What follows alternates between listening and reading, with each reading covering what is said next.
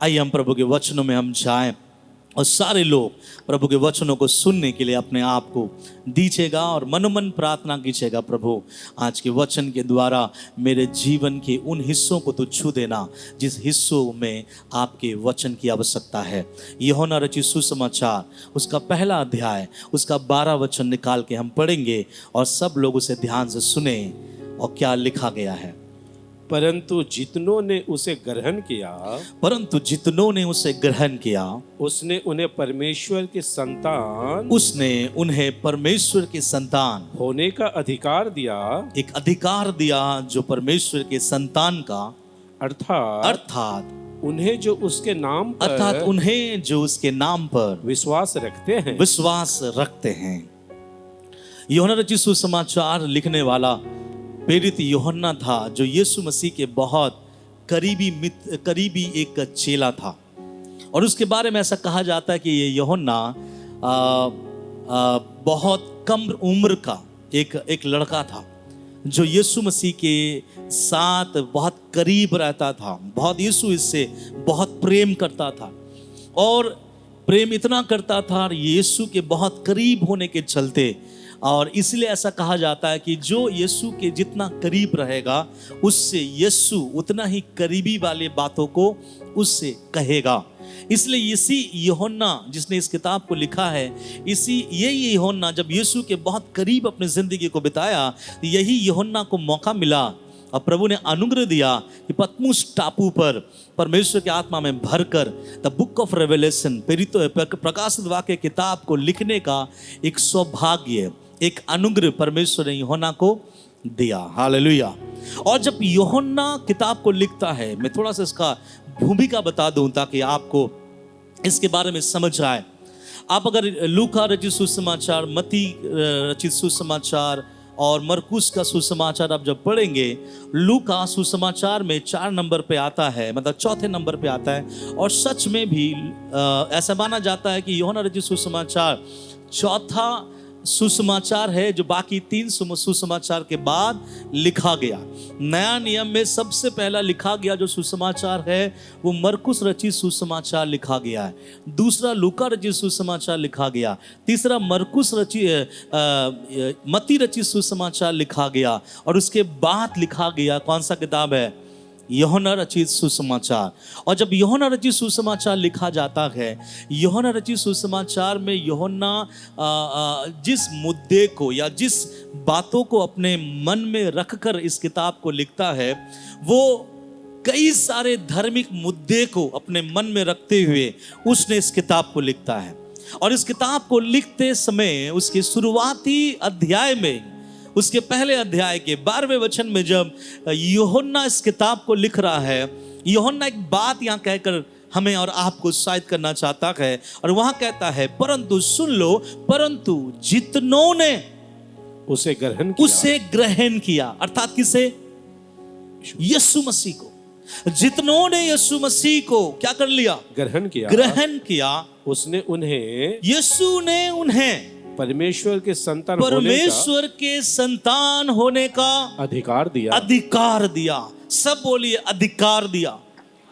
अंग्रेजी में बोलते हैं अथॉरिटी, मतलब एक ऐसे अधिकार जिस अधिकार में मैं और आप पहले नहीं थे, लेकिन जब से हमने यीशु को ग्रहण कर लिया, ग्रहण करने के द्वारा वो अधिकार में खुदा ने, परमेश्वर ने मुझे और आपको भी भर दिया। अरे कौन सा अधिकार है? परमेश्वर का पुत्र होने का अधिकार। कौन सा अधिकार? परमेश्वर का पुत्र होने का अधिकार। और परमेश्वर का पुत्र होने के अधिकार को मैं और आप लेकर क्या करेंगे? इस बात को समझना है। यहां कहता है जितनों ने उसे ग्रहण किया। अब यहां उपस्थित बैठे हुए हर एक व्यक्ति यही सोचेंगे, अरे हमने तो यीशु मसीह को क्या किया? ग्रहण किया है। हमने यीशु मसीह को ग्रहण कर लिया है। लेकिन बाइबल बताने वाली जो बातें मैं आप थोड़ा समझाऊंगा। जो व्यक्ति, जितनों ने, इसका मतलब यह है कोई भी कास्ट, कोई भी जाति, कोई भी प्रथा मानने वाला, कोई भी भाषा बोलने वाला, कोई भी क्यों ना हो, अगर वो यीशु मसीह को ग्रहण कर लेता है। विश्वास शब्द नहीं लिखा गया यहां पर, क्या शब्द लिखा गया है? ग्रहण कर लेता है। अंग्रेजी में वैसा लिखा गया है, रिसीव करता है। किसको? परमेश्वर के पुत्र प्रभु यीशु मसीह को। फिर बाद में विश्वास आता है। ध्यान से सुनिएगा, यहां कहता है जितनों ने यीशु मसीह को क्या कर लिया, ग्रहण कर लिया। और ग्रहण करने वाले लोगों के जीवन में बोलता है जो जो मुझे ग्रहण किया मैं उन सब को अपने परमेश्वर के पिता का क्या ठहरा दिया, पुत्र बनाया। नहीं लिखा गया है पुत्र का अधिकार दिया। हालेलुया। अब पुत्र का अधिकार मतलब क्या है समझिएगा। एक शेर का बच्चा हर समय से क्या होता है, शेर ही होता है। एक बिल्ली का बच्चा हर समय से बिल्ली ही होगा। भले शेर का बच्चा छोटा है, भले शेर के बच्चे के मुंह पे धाड़ नहीं है, भले शेर का बच्चा शिकार नहीं कर पा रहा है, इसका मतलब ये नहीं कि वो एक दिन ऐसा नहीं आएगा कि वो शिकार ना कर सके। जी हाँ, वो दिन भी आएगा, वो धाड़ेगा, वो दिन भी आएगा, वो चिल्लाएगा, वो दिन भी आएगा जब वो शिकार करेगा। रीजन क्या है, क्योंकि वो शेर का बच्चा है। हालेलुया।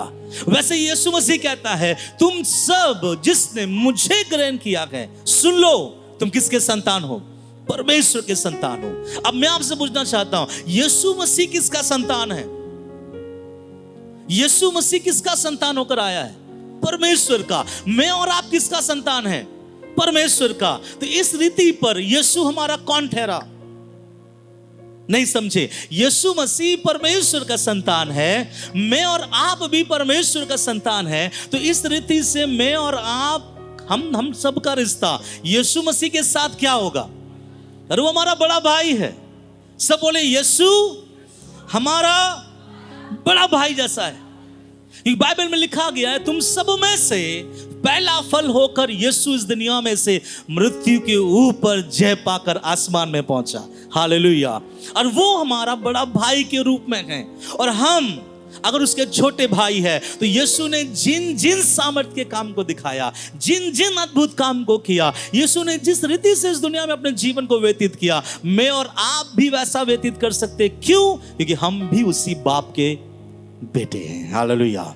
और वो अधिकार दिया है। कौन दिया अधिकार? परमेश्वर। क्यों दिया अधिकार? क्योंकि हमने यीशु मसीह को क्या कर लिया? ग्रहण कर लिया। सब बोले हालेलुया। अब समझिए ग्रहण का मतलब क्या होता है। बिलीफ नहीं है, विश्वास कर लिया नहीं है, ग्रहण किया। अब ग्रहण का मतलब क्या, मैं कुछ बातें बताऊं तो आपको समझ में आएगा। एक पानी के बोतल में अगर आप एक टिप्पी या फिर एक ढक्कन, उसमें अगर आप ये डाल दे, उजियाला डाल दे या फिर एक रंग डाल दे और उसको पानी का बोतल आप थोड़ा सा ऊपर नीचे हिला दीजिए, फिर देखिएगा ये रंग और ये पानी, मैं बोलूँगा इसके बाद आप इसमें से रंग अलग कर दो, इसमें से पानी अलग कर दो, आप बिल्कुल ना तो रंग अलग कर पाएंगे ना पानी अलग कर पाएंगे। क्यों मालूम है? पानी ने रंग को ग्रहण कर लिया और रंग ने पानी को ग्रहण कर लिया। कभी अलग कर पाएंगे आप? कभी नहीं। और ग्रहण का मतलब क्या मालूम है? जब हम यीशु मसीह को ग्रहण करते हैं वो हम में ऐसा आ जाता है और हम उसमें ऐसे आ जाते हैं, फिर हमको और उसमें उसको देखने में कोई फर्क नहीं पड़ता। आपको मालूम है यीशु मसीह के समय पर जब यीशु मसीह को पकड़वाया जाना था, वहां पर लोगों ने पूछा हम कैसे पहचाने कि यीशु मसीह कौन होगा? क्योंकि उस समय सबका लगभग चेहरा एक जैसा ही दिखता था। आज वैसे ही अगर मैं और आप यीशु मसीह को ग्रहण किए हैं तो हमको और आपको समझना पड़ेगा ग्रहण का मतलब क्या है। एक चीज जब एक दूसरे चीज के साथ मिल जाता है तब उसमें और इसमें कोई भी फर्क दिखाई नहीं देता है। मैं और कुछ समझाऊं ताकि कुछ लोगों को और भी समझ में आए। आपको मालूम है जो लोग ये क्या बोलते हैं, नशा करते हैं, शराब पीते हैं, जब कोई शराब पी लेता है, आप में से कौन बताएगा वो शराब का अंश उस व्यक्ति के खून में कितने घंटे तक दिखाई देता है? आप लोगों को लगेगा कोई इंसान शराब पीता है तो पेट पे जाता है ना? कुछ चीज जब हम खाते हैं तो पेट पे जाता है, संडास से निकल जाता है, हम सोचते हैं ऐसा है। नहीं, लेकिन यहाँ पे साइंस बताता है कोई इंसान जब शराब पीता है और उसके शरीर उस शराब को ऐसा ग्रहण करता है, वो शराब उसके शरीर में होने के चलते 6 घंटे तक उसके ब्लड को निकाल कर आप टेस्ट कर लो, उसके ब्लड में आपको शराब का अंश दिखेगा। इसका मतलब यह है उन्होंने शराब पिया था और उसके शरीर ने शराब को ऐसा ग्रहण कर लिया कि नस नस पर 6 घंटे तक शराब ने पूरा कब्जा कर लिया।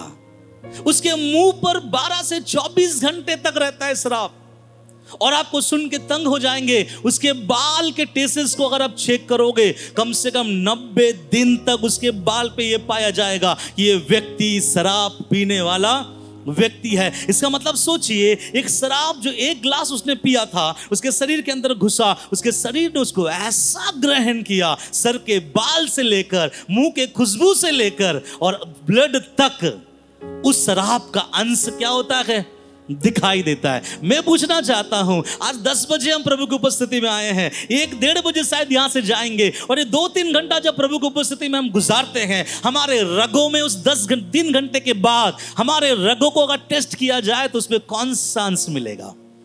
उसके बाद हमारे जिंदगी को अगर नाप तोल किया जाए तो हमारे जीवन को किसमें मैं और आप भारी पाएंगे? बाइबल कहता है जब कोई चीज कोई व्यक्ति ग्रहण कर लेता है, फिर उस व्यक्ति से उस चीज को निकालना बहुत मुश्किल होता है, क्योंकि उसने उस चीज को क्या कर लिया, ग्रहण कर लिया। आप सुनिएगा, कुछ गलत फहमी को मैं आपके अंदर से निकालना चाहता हूं, तब हमको समझ में आएगा। कुछ लोग ऐसा बोलते, पास्टर जी मैंने यीशु मसीह को ग्रहण कर लिया। अच्छा, फिर क्या किया आपने? आप विश्वास नहीं करोगे, कल मेरे बेटे को मैंने कहा, अरे मार्केट जा रहे हो तो जाओ और वहां जाकर प्रभु यीशु मसीह का बड़े से फोटो को ले आना। और आजकल आप देखिएगा प्रभु यीशु मसीह के फोटो में भी बहुत अंतर है। गोरे वाले भी यीशु मिलेंगे आपको, काले वाले भी मिलेंगे, प्लेन बाल वाले भी मिलेंगे और घुंघरालू बाल वाले भी मिलेंगे। आपको क्या लगता है नाइजीरिया में जीसस का फोटो नहीं मिलता है? और नाइजीरिया में अगर कोई जीसस का फोटो अपने घर में लगा के रखा है तो उसको कैसा होगा वो? और इंडिया का जीसस कैसे होगा? ऑस्ट्रेलिया का कैसा होगा? इसका मतलब कौन सा जीसस सही है भैया? किसके घर में कौन सा जीसस लगाया है? कुछ लोग मानते हैं यीशु मसीह के फोटो को अपने घर में लेके लगा दिए तो हम सोचते हैं कि हमने यीशु मसीह को क्या कर लिया, ग्रहण कर लिया।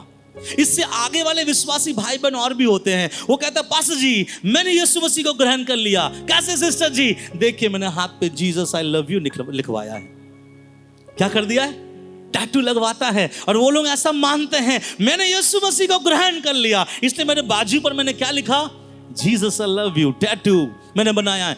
याद रखिए, टैटू बनाना इससे ये मायने नहीं रखता कि आपने यीशु मसीह को क्या कर लिया, ग्रहण कर लिया। कुछ और ग्रुप के लोग आते हैं, पास्टर जी मैंने यीशु मसीह को ग्रहण कर लिया, कल मैं गया था 1 तोले का सोना लिया, उसके नीचे और 1 तोले का क्रॉस बनाकर देखिए मैंने अंदर पहन के रखा है। क्या बनाकर पहना है? लॉकेट, क्रूस का लॉकेट बनाकर पहना है। प्रभु भी सोचता होगा बेटा जिसको मैंने ढोया था तो उसे टांग कर चल रहा है ना? प्रभु क्या सोचेगा? जिसको मैंने ढोया था कि तुझे दोबारा कभी ना ढोना पड़े, लेकिन हाय तुम लोगों पर कि तुम आज भी उसको क्या करते हो, गले पर बांध कर चलते हो। लोगों को लगता है कि मैं अगर सोने के चेन में यीशु मसीह की क्रॉस का लॉकेट लगाकर घूमूं, इसका मतलब मैंने यीशु मसीह को क्या कर लिया, ग्रहण कर लिया। और सुन लीजिए, जब बड़े बड़े मीटिंगों में मैं और आप जाते हैं, कुछ लोग जाते हैं, इस तरह के वचन हमें बहुत पसंद आ जाता है और हम वहां से वचन खरीदते हैं और अपने घर में लेके लगाते हैं और लोगों को इस तरह का ऐड बताते कि देखो मैंने यीशु मसीह को क्या कर लिया। ये वचन भी आप पे घर लगे ना, इससे भी फर्क नहीं पड़ता कि आपने यीशु मसीह को ग्रहण किया है या नहीं। इससे अच्छे वाले विश्वासी होते हैं और जाते बड़े बड़े मीटिंग में और खरीद के लेके आते क्या, बाइबल, और बोलते हैं ये हमारे घर में हम विश्वासी है, हम प्रभु को ग्रहण किए हैं। सबूत पता है पास्टर जी क्या है? हम पूछते क्या है घर में? इस तरह वाला बाइबल दस्टो है पास्टर जी। और जहां जहां जाते जो जो अच्छा लगता है हम उसको क्या करते हैं, खरीद लेते हैं। तो मैं पूछता हूं बाहर का कवर अच्छा लगा था या अंदर का वचन अच्छा लगा था? वो कहेगा कि 10 साल से अंदर का वचन तो देखे नहीं, बाहर का नीला मिलता तो नीला ले लेते, लाल मिलता तो लाल ले लेते हैं। और कुछ लोग सोचते हैं अपने घर में बाइबल रखना, हमने यीशु मसीह को क्या कर लिया, नहीं किया। ये नहीं है यीशु मसीह को ग्रहण करना। टैटू गुदवाना यीशु को ग्रहण करना नहीं है। घर में वचनों को रख देना यीशु मसीह को ग्रहण करना नहीं है। ये अच्छी बात है कि आप घर में वचनों को रखें, लेकिन उसका मूल्य समझ कर रखें, उसका वैल्यू के साथ रखे कि मैंने इस वचनों को क्यों रखा है। किसी किसी घर में देखिएगा दरवाजे में लिखा है Jesus is the owner of this home house. यीशु मसीह इस घर का कौन है? मालिक है। लोग लिख के रखते हैं, बहुत अच्छा कोटेशन है, यह सब लगाइए ना, लेकिन इतना तो जानिए कि वो ऑनर को ऑनर देना भी बहुत क्या है, जरूरी है। विदाउट एनी ऑनर उसको ऑनर रखना मुझे लगता है आप और हमारे लिए बहुत अच्छा नहीं होगा। ध्यान से सुनिए, इसलिए आत्मा में परिपूर्ण होकर एक व्यक्ति ने यूहन्ना 1:12 में लिखा, सुन लो, जितनों ने उसे ग्रहण किया, वो वाला ग्रहण नहीं कि बाइबल लेके घर में रखना, वो वाला ग्रहण नहीं कि सोने के चेन पर यीशु मसीह के नाम का लॉकेट पहनना, वो वाला ग्रहण नहीं कि बाइबल अपने घर पे रखना, वो वाला ग्रहण नहीं कि अपने घर पे यीशु के फोटो को लगाना। ये अलग ग्रहण है। अगर किसी ने भी यीशु मसीह को ग्रहण किया है, बाइबल बताता है परमेश्वर के संतान होने का अधिकार उसे मिलता है। हालेलुया। कौन सा ग्रहण? मैंने आपसे कहा एक ऐसा ग्रहण कि आपके जीवन में, आपके सोच में, आपके चाल चलन में, आपके जिंदगी में, आपके व्यवहार में, आपके काम में, आपके प्रचार, आपकी आराधना में, आपके गीतों में लोग इस बात को ढूंढ कर निकाल देगा कि इसमें खुदा की महिमा दिखाई देती है। और तब हम बोल सकते हैं, यस, मैंने यीशु मसीह को क्या कर लिया, ग्रहण कर लिया। यीशु मसीह को ग्रहण करना बाहरी रूप में नहीं, यीशु मसीह को ग्रहण करना अंदर रूप में है। जब हम यीशु मसीह को कोई ग्रहण करता है, उसके एटीट्यूड से, उसके चाल चलन से, उसके स्वभाव से, उसके बातों से, उनकी बातों से क्या हो जाएगा, पता चल जाएगा कि ये व्यक्ति, ये परिवार यीशु मसीह को क्या कर लिया है, ग्रहण कर लिया। अब मैं आपको बताना चाहूंगा यीशु मसीह को ग्रहण करने का मतलब क्या है, यूहन्ना रचित सुसमाचार के अनुसार। ठीक है, अब मैं कुछ वचन आपको आगे से पढ़ाऊंगा, अब बड़े ध्यान से सुनिएगा। यीशु मसीह को ग्रहण करने का मतलब क्या है। फिर यूहन्ना रचित सुसमाचार उसका 1, उसका 2, एक अध्याय का 1, 2 और 3 पढ़ेंगे और सब ध्यान से सुनिए। यही आदि में परमेश्वर के साथ था। ये शुरुआत से पढ़िए। आदि में वचन था, आदि में वचन था, और वचन परमेश्वर के साथ सुनिए, था। आदि में क्या था, वचन। इंग्लिश में लिखा गया, in the beginning there was a word. शुरुआत में कुछ नहीं था।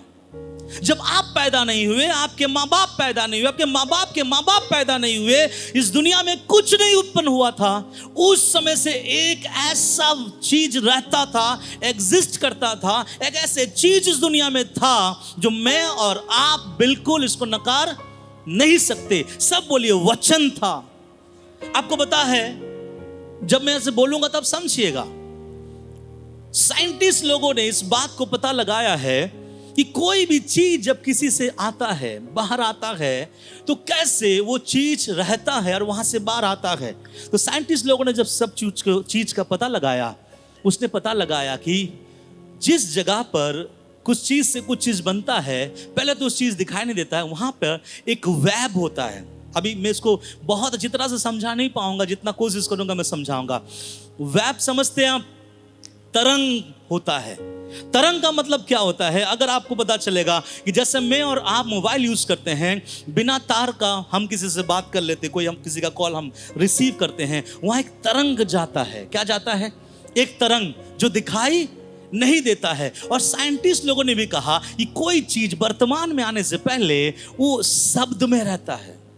शब्द मतलब एक ऐसा जगह जहां वो आवाज करता रहता है, परंतु वो आकार में नहीं आता है, बाद में वो बदलता है और वो उस आकार को लेता है। इसलिए बाइबल तो इस बात को पहले ही बता दिया है कि आदि में क्या था, वचन था। और आगे, और वचन परमेश्वर के साथ था, और वचन परमेश्वर था, और वचन परमेश्वर था। यही आदि में परमेश्वर के साथ था। सब कुछ उसी के द्वारा उत्पन्न हुआ, और जो कुछ उत्पन्न हुआ है उसमें से कोई भी वस्तु उसके बिना उत्पन्न नहीं हुई। थोड़ा अंग्रेजी डालो स्क्रीन में, अच्छा रहेगा। ध्यान से सुनिएगा, यहां बोल रहा है यूहन्ना जब ये पहले अध्याय में एक वचन से जब बोल बोल के जा रहा है, ये यीशु मसीह के बारे में बात कर रहा है। किसके बारे में बात कर रहा है? यीशु मसीह के बारे में। लेकिन जब वो यीशु मसीह के बारे में उसका 1:12 में कहता है कि जितनों ने उसे ग्रहण किया। अब मैं आपसे पूछना चाहता हूं, यूहन्ना ने यहां पर जितनों ने उसे क्यों बोला, जितनों ने यीशु क्यों नहीं बोला? यूहन्ना बोल सकता था जितनों ने यीशु मसीह को क्या किया, ग्रहण किया। उसने उसको परमेश्वर का संतान होने का अधिकार दिया, अर्थात उन्हें जो उसके नाम पर विश्वास करते हैं। मेरा सवाल आपके अंदर में डालना चाहता हूं, यूहन्ना ने ऐसा कुछ नहीं करके, यूहन्ना ने ऐसा क्यों कहा? परंतु जितनों ने उससे, मतलब यूहन्ना कहता है मैं यीशु का नाम नहीं बोल रहा हूं, मैं यीशु के बारे समझा नहीं रहा हूं, क्योंकि यीशु मसीह अभी तक आया नहीं है। तो जब यीशु मसीह अभी तक आया नहीं है तो यीशु मसीह के बारे में यूहन्ना समझा रहा है जितनों ने उससे ग्रहण किया। इसका मतलब यूहन्ना ये बोल रहा है, पढ़ के देख लो 1 अध्याय के 1 वचन से 11 वचन तक, और वहां आपको जो मिलेगा वही होगा, उससे क्या करो? ग्रहण करो। अगर यीशु मसीह को ग्रहण करना बोलता तो अलग बात होता। यहां लिखा गया उससे ग्रहण करो। इसका मतलब यह है कि मैं जो आगे लिख रहा हूं उससे क्या करो? ग्रहण करो। ध्यान सुनेगा। तो यहां यूहन्ना कह रहा है आदि में क्या था? वचन था। वचन परमेश्वर के साथ था, और वचन परमेश्वर था, और सब कुछ उसके द्वारा उत्पन्न हुआ। उसके बिना कोई भी चीज उत्पन्न नहीं। दिखा नहीं, इन द बिगिनिंग क्या लिखा है?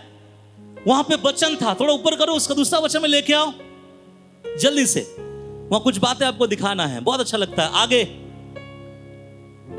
और थोड़ा, ओके देखिए क्या लिखा है? All things were made by him. सब कुछ, बोलिए उसके द्वारा हुआ। उसके द्वारा। फिर से बोलिए सब कुछ उसके द्वारा हुआ। फिर से बोलिए सब कुछ उसके द्वारा हुआ। किसके द्वारा हुआ? हाँ, परमेश्वर के द्वारा नहीं, सब कुछ वचन के द्वारा।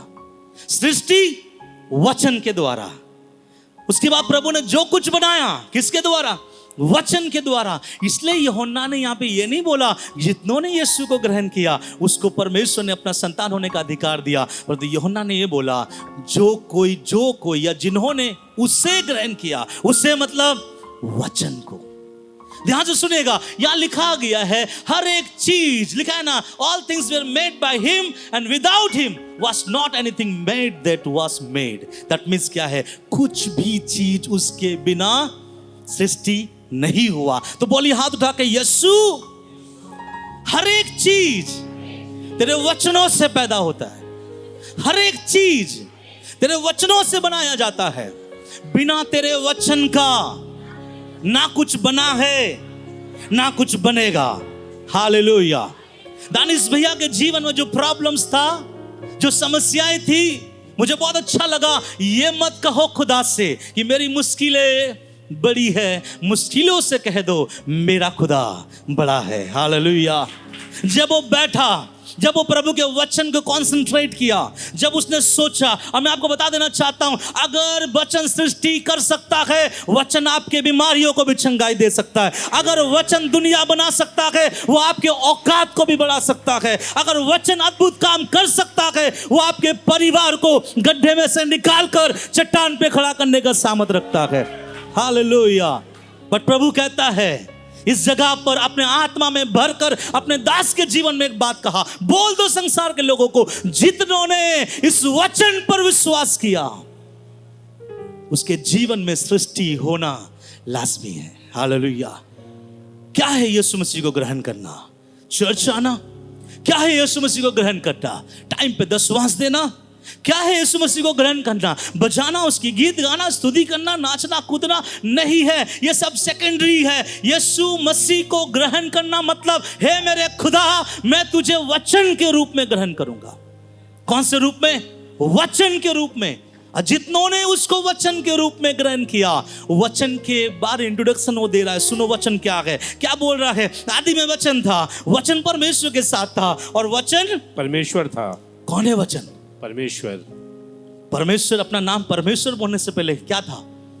आपको मालूम है हमारे मिनिस्ट्री का नाम है logos foundation of India. What is the meaning of logos? Logos का मतलब क्या है? हम नेट में जाके चेक कीजिएगा। लोगोस का मतलब होता है वचन। बाइबल में लिखा गया थियोस। अब मेरे बातों को ध्यान सुनेगा। आदि में जो वचन था वो परमेश्वर के साथ था, और वो ही एक्चुअल में कौन था? परमेश्वर था। और लिखा गया सब कुछ उसके द्वारा उत्पन्न हुआ। आप इस वचन को घर में ले जाना, उसमें पढ़ना, बारंबार पढ़ना और अपने विश्वास को जगाना। प्रभु, अगर आदि में सब कुछ वचन के द्वारा हुआ, मेरे जीवन में जो कमी है, मेरे जीवन में जो बातों की आवश्यकताएं हैं, मैं विश्वास करता हूं तेरा वचन आज मेरे जीवन में उस सृष्टि को कर देगा। हालेलुया। और लिखा गया है सब कुछ उसी के द्वारा उत्पन्न हुआ और जो कुछ उत्पन्न हुआ उसमें से कोई भी वस्तु उसके बिना उत्पन्न नहीं हुआ। तो क्रिश्चियनिटी क्या है? आराधना नहीं है। मसीहत क्या है? चर्च में आकर दशवांश देना नहीं है। मसीहत क्या है? चर्च में आकर बहुत मोटा मोटा भेंट देना नहीं है।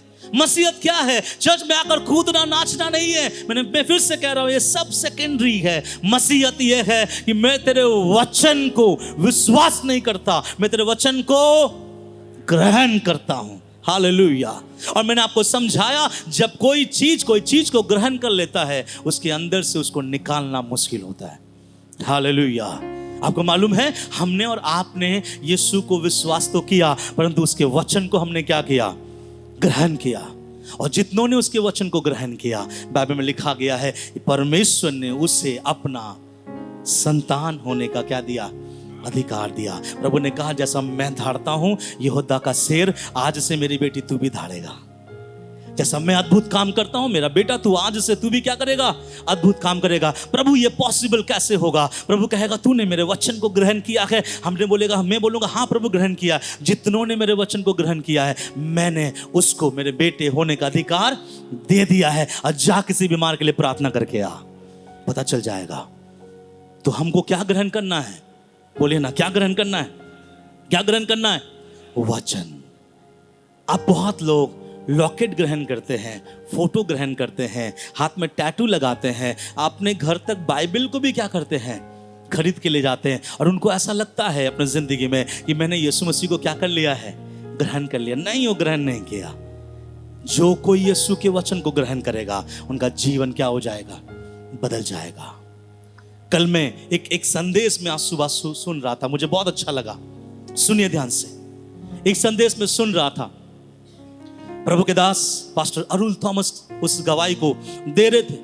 अब बहुत अच्छा लगा। उनके चर्च का एक बहन जो प्रभु में बहुत अच्छी है, प्रभु के लिए करने में बहुत अच्छी है, प्रभु के लिए हर बातों में वो बहुत अच्छी है। और वो इतना अच्छी है कि पास्टर खुद गवाही दे रहा है कि हमारे कलीसिया में एक अच्छा विश्वासी है। अचानक एक दिन उसका पति पास्टर को कॉल किए और कॉल करके उनको बोल रहा है, पता नहीं मेरी पत्नी बेड से उठ नहीं पा रही है। तो पास्टर ने कहा, ठीक है, हम प्रार्थना करेंगे, हम दुआ करेंगे। फिर पता चला है कि 3 दिन हो गया है वो अपने बेड से उठ नहीं रही है। फिर पास्टर ने कहा, इससे काम करो, जाकर डॉक्टर दिखाओ। जब डॉक्टर के पास लेके जाया गया, डॉक्टर ने चेक किया तो डॉक्टर ने कहा कि उसके बोन पर ट्यूबरकुलोसिस हो गया है। तो इस डॉक्टर ने इस पास्टर ने अपने वाइफ से पूछा कि ये क्या होगा। उन्होंने कहा कि दवा खाने से ठीक हो जाएगा। फिर जब टेस्ट किया गया, ये बीमारी तो उसके अंदर थी, एक और बीमारी पता चला। फिर जब टेस्ट किया गया, एक और बीमारी पता चला और डॉक्टर ने कहा कि हम इसका इलाज नहीं कर सकते, इसका इलाज नहीं होने वाला। जब तक ये जिंदा रहेगी तब तक अपने पांव पर खड़े नहीं हो पाएगी। वे वहां से उसको घर लेके चले गए और वो घर में सो कर बेड में पड़े 3 महीने तक ऑनलाइन चर्च को उसने ज्वाइन किया। और जब ऑनलाइन चर्च को ज्वाइन किया, क्रिसमस का जब समय आया, उसने पास्टर जी को, उसका हस्बैंड ने कॉल किया, पास्टर जी पता नहीं मेरी पत्नी बहुत जिद कर रहा है कि मुझे चर्च जाना है, मुझे चर्च जाना है। मैं 3 महीने से चर्च नहीं गई, मुझे चर्च जाना है। पास्टर ने कहा, सिस्टर जी आप नहीं आ पाएंगे चर्च। कैसे आ पाएंगे? उसके जिद के कारण से एक एम्बुलेंस बुक कराया गया।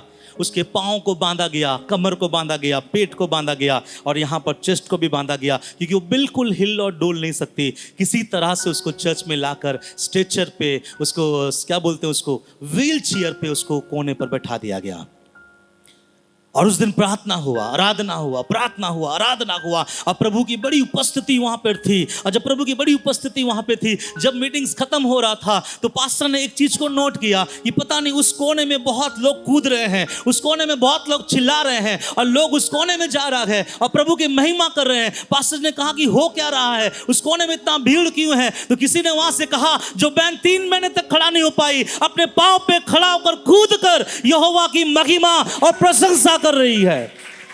हालेलुया। जब उस बहन से पूछा गया कि आपके जीवन में ऐसे अद्भुत चिन्ह कैसे आए, तो उसने कहा, पास्टर जी, जब आप वचन बोल रहे थे, आपने कहा कि जो कोई बीमार है वचन रिसीव करो, जो कोई वचन बीमार में है प्रभु के वचन को रिसीव करो। जब आप बोल रहे थे, मैं उस वचन को यीशु के नाम में रिसीव कर रहा था। ये मेरे लिए है, ये चंगाई मेरे लिए है, मैं ठीक हो जाऊंगी, इतना ही बोल रहा था। मैं ऊपर खड़ा हो गया और कूद कर प्रभु की महिमा करना स्टार्ट किया। सब कुछ उसी के द्वारा उत्पन्न हुआ। आपको क्या लगता है आपके घर का बीमारी कैसे जाएगा? क्या लगता है आपका जीवन कैसे ठीक होगा? क्या लगता है आपके परिवार में जो कठिनाइयां हैं, उस कठिनाइयों को आप कैसे ले जाओगे? बहुत लोग अपने घर में यीशु ले आता है। मैं आज बताऊंगा, यीशु से थोड़ा आगे बढ़ो, वचन को ले जाओ। किसको ले जाओ? वचन। क्योंकि यीशु कहता है यीशु के बारे में, इससे पहले यीशु दुनिया में आया, यीशु क्या था? वचन था।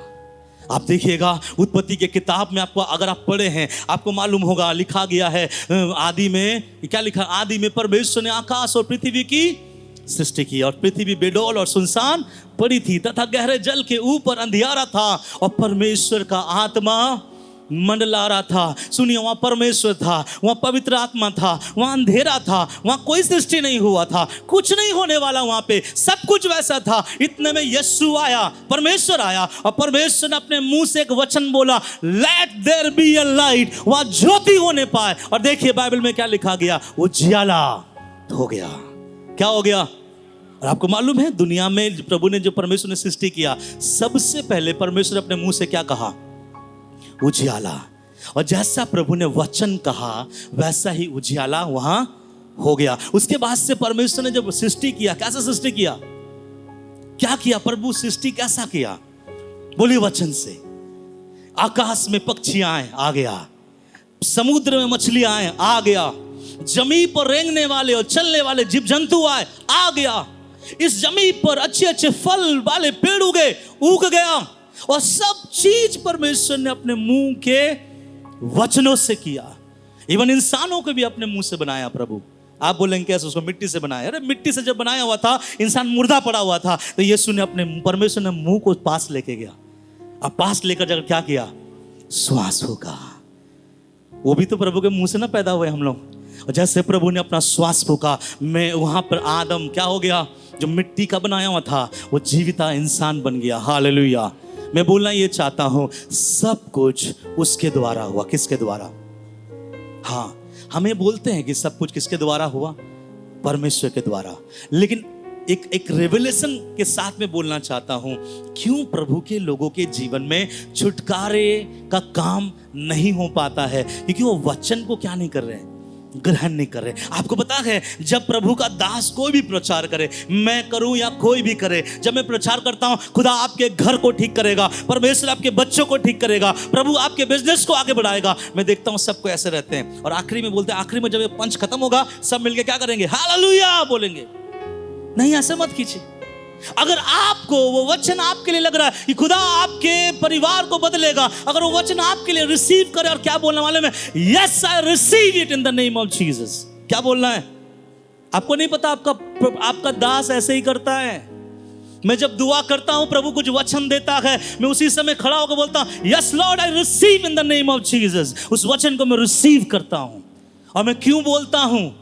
क्योंकि मैं अंगीकार करके उस वचन को अपने लिए क्या कर लेता हूं? ग्रहण करता हूं। और जब मैं ग्रहण करता हूं, मैं उसको अपने जिंदगी में होते हुए देखता हूं। हालेलुया। कोई भी प्रभु का दास जब प्रचार करे, अगर वो वचन आपके लिए है, बोलिएगा विश्वास से, हाँ प्रभु मैं रिसीव करता हूं। और तब परमेश्वर क्या करेगा? काम करेगा। ध्यान से सुनेगा। प्रभु ने कहा, आदि में क्या था? वचन था। वचन परमेश्वर के साथ, और वचन ही परमेश्वर था। सब कुछ उसके द्वारा उत्पन्न हुआ, और जो भी कुछ उत्पन्न हुआ उसके बिना कुछ भी उत्पन्न नहीं हुआ। तो किसको ग्रहण करना है? बोले ना, किसको ग्रहण करना है? किसको ग्रहण करना है? तो हम और आप यीशु मसीह को ग्रहण किए या नहीं किए? करेक्ट। वचन को ग्रहण किए। यीशु मसीह को तो सब ग्रहण किए, वचन ग्रहण किए। एक जवान लड़का था, यीशु मसीह के पास दौड़ा आया। तब दौड़ते हुए प्रभु से कहा, हे उत्तम गुरु, आनंद जीवन पाने के लिए मैं क्या करूं? आपको पता है, वो जवान लड़का दौड़ कर आया, प्रभु से कहा, हे उत्तम गुरु, आनंद जीवन पाने के लिए मैं क्या करूं? तब प्रभु ने उसको बोला, बेटा एक काम कर, मैं एक वचन बताता हूं, उसको तू ग्रहण करना। उसने बोला, हाँ प्रभु बताओ। माँ बाप की बातों को मानना, हत्या मत करना, चोरी मत करना, ये मत करना। प्रभु ने अपने मुंह से वचनों को कहा। तो वो लड़के ने हंसकर बोला, इसको तो बचपन से मैं ग्रहण करके रखा हूं, इसको तो बचपन से मैं ग्रहण करता हूं। मेरे माँ बाप का आदर करता हूं, मैं चोरी नहीं करता, मैं डाका नहीं ढालता, मैं व्यभिचार नहीं करता। मैं इसको बचपन से मानता हूं और बचपन से इसको अपने जीवन में मैं लेके रखा हूं। अब सुनिएगा, कुछ मसीह इसके समान होते हैं, बहुत भावुक होते हैं। उनको लगता है आनंद जीवन आज ही मिल जाएगा, छुटकारा आज ही मिल जाएगा, चंगाई आज ही मिल जाएगा। और ये जवान भी ऐसे आया था, ये प्रभु बताइए ना क्या है। तो प्रभु ने कहा, बेटा ऐसे ऐसे किया कर। इसने क्या बोला? मैं करता हूं या नहीं करता हूं? करते क्या बोला? करते आया हूं। इसका मतलब ये प्रभु के वचन को ग्रहण करने वाला व्यक्ति है। तब प्रभु ने कहा, बेटा सुन, एक और वचन बोलता हूं, क्या तू इसको ग्रहण करेगा? तुझ में एक बात की घटी है। उसने बोला, हाँ बताइए प्रभु क्या है? अगर मैं ये कर लिया हूं तो आप जो बोलोगे वो भी कर लूंगा। प्रभु ने कहा, बेटा एक बात की तुझ में घटी है, तू जा और जाकर अपना पूरा माल बेच दे और सब कुछ बेचकर मेरे पीछे जिंदगी भर तक क्या कर, हो ले। जब यीशु ने ये वचन कहा, उन्होंने कहा, ये वचन हम ग्रहण नहीं कर सकते। ऐसे ही कुछ मसीह भी दुनिया में पाए जाते हैं। हर कलीसिया में ऐसे मसीह पाए जाएंगे। उन्होंने यीशु को तो ग्रहण किया है, परंतु यीशु के वचनों को ग्रहण, भैया यीशु के वचन को, इस तरफ वाले वचन को ग्रहण करेंगे, इस तरफ वाले वचन को ग्रहण नहीं करेंगे। तो प्रभु कहेगा, जब तक ग्रहण नहीं करोगे तब तक पुत्र का अधिकार भी मिलेगा नहीं। बाइबल में ऐसा भी लिखा है, मांगो तो तुम्हें मिलेगा, ढूंढो तो तुम पाओगे, खटखटाओ तो तुम्हारे लिए खोला जाएगा। हम बोलते लॉर्ड आज से मांगूंगा। दूसरी तरफ में प्रभु ये भी बोलता है, तुम दो चीते हो इसलिए मैं तुमको नहीं देता हूं। लिखा है कि नहीं लिखा है? बाइबल ने बोलता, तेरा खुदा तेरा हाथ पकड़कर तुझे चलाएगा। हम बोलते हैं, यस लॉर्ड तू मेरा हाथ पकड़कर चलाएगा। बाइबल में दूसरी तरफ भी लिखा गया है, तेरा में पर खुदा का हाथ ऐसा छोटा नहीं हो गया कि तुम्हें बचा ना सके। तुम्हारे पापों के कारण मैं तुम लोगों को बचा नहीं सकता। मैं बोलना ये चाहता हूं, प्रभु के सब वचनों को मानते हैं, प्रभु के सब वचनों को ग्रहण करते हैं।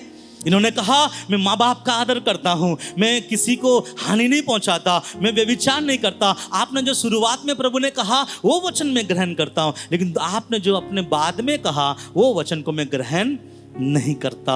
आखिर में वो स्वर्ग गया या नरक गया होगा? प्रभु ने कहा, ऐसे व्यक्ति स्वर्ग में जाना बहुत मुश्किल है। कौन से व्यक्ति? जो कुछ वचन ग्रहण करते हैं और कुछ वचन ग्रहण नहीं करते हैं, है ना? जिसको ये वचन बहुत अच्छा लगता है, मांगो तो तुम्हें दिया जाएगा, ढूंढो तो तुम पाओगे। कुछ लोगों को ये वाला वचन में ये वाला वचन बहुत पसंद है, फिर जब वचन पलटी करते करते कुछ ये वाला वचन में दिया जाए, ऐसे भी वचन है बाइबल में, दो तो दिया जाएगा। नहीं प्रभु, ये वचन थोड़ा पसंद नहीं आया, लेने वाला वचन दीजिए प्रभु। जहां जहां बाइबल में लेने का है वो वाला वचन पढ़ता होगा, तो जहां प्रभु बोलता है दो, हम वाला वचन इसकी ये मेरे लिए नहीं है, ये पास्टर लोग के लिए है, दूसरा वचन पढ़ते। इसलिए प्रभु किसी किसी के जीवन में काम नहीं कर सकता। बाइबल में हम बोलते हैं, लोगों को विश्वास करते हो? लोग बोलते हैं हाँ विश्वास करते हैं। हम प्रार्थना करें? वो बोलता है हम प्रार्थना करेंगे। विश्वास करते हो? बोलता हम विश्वास करेंगे। विश्वास करते हो तो एक काम करो, कल से ये जो चीज तुम कर रहे थे उसको छोड़ दो, क्योंकि प्रभु का वचन ऐसा बोलता है। वो लोग क्या बोलते हैं? नहीं, ये नहीं कर सकते।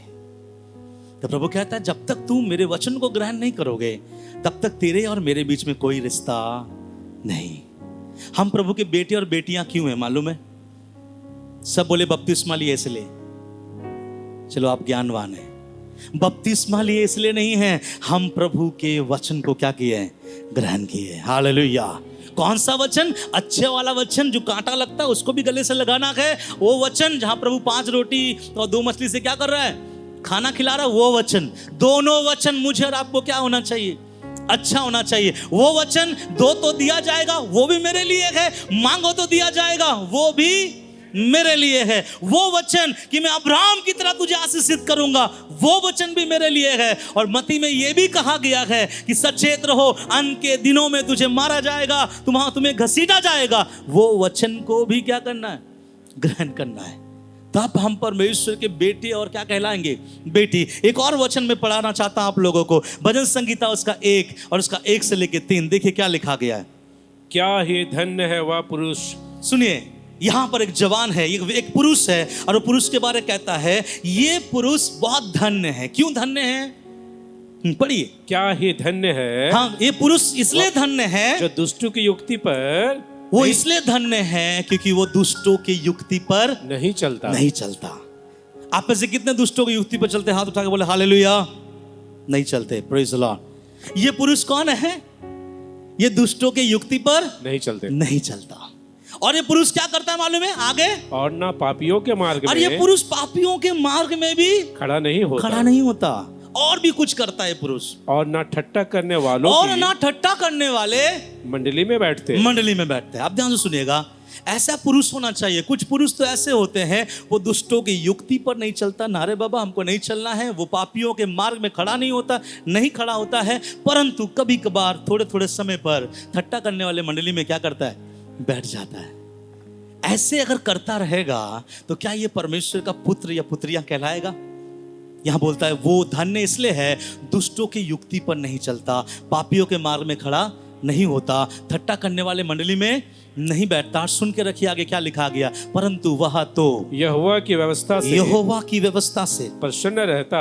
क्या रहता? प्रसन्न रहता। बस वो प्रभु की व्यवस्था से क्या है, यहां पे लिखा गया है कि यूहन्ना 3:16 से प्रसन्न रहता, मत्ती 7:7 से प्रसन्न रहता।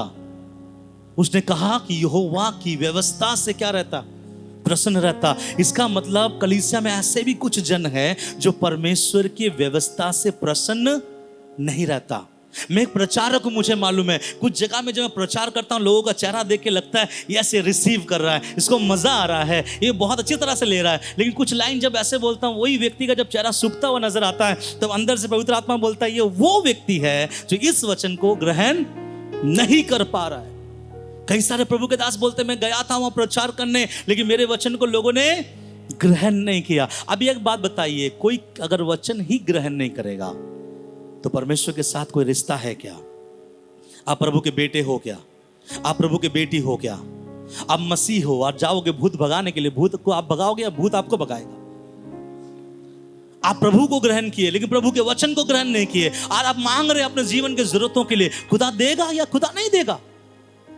सोचिए, मसीह जीवन में यीशु को यीशु कहना बहुत जरूरी है, विश्वास करना बहुत जरूरी है। लेकिन एक चीज हमारा कभी नहीं भूल सकते जो यूहन्ना ने लिख कर दे दिया कि आदि में वचन था, वचन ही परमेश्वर है, इस वचन से सृष्टि हुआ है। इस वचन को तुम क्या करो, ग्रहण करो।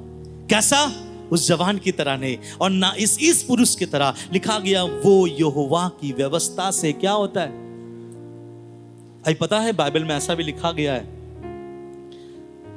मैं अगर कुछ चीज बाइबल से बोलूं ये मत करो तो आप में से कुछ को पसंद नहीं आएगा। मैं बाइबल से बताऊंगा ये करो, आप में से किसी को पसंद आएगा। तो इसका मतलब ये है ये बाइबल आपको पूरी पसंद नहीं है। समझ में आ रहा है? अगर आप बोलेंगे नहीं पास्टर जी मुझे पूरा बाइबल पसंद है, मैं नेक्स्ट संडे एक ऐसा प्रचार तैयार करूंगा, रुला दूंगा आपको, ऐसे व्यवस्थाओं को निकालूंगा, ऐसे प्रभु के वचनों को निकालूंगा जिसमें आप फेल पाए जाओगे और आपको लगेगा ये क्यों नहीं कि हम ये करना हमको पसंद नहीं है। ध्यान से सुनिएगा, बाइबल का खुदा को अगर मैं और आप पकड़े हैं, इसलिए नहीं पकड़े कि बाइबल को चुन कर ले और चुन कर क्या करे, छोड़ दे।